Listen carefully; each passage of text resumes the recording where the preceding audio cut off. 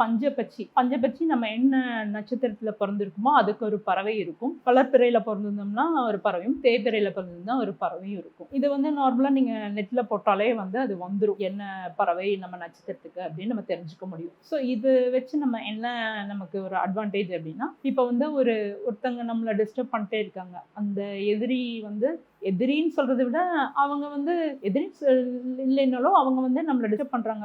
நம்ம ஆஃபீஸ்ல ஒரு கொலிக்கா இருக்காங்க, இல்ல நம்ம வீட்டுக்கு பக்கத்துல இருக்காங்க, இந்த மாதிரி இருக்காங்க. ஸோ அவங்கள நம்மளால அவாய்ட் பண்ணவும் முடியாது.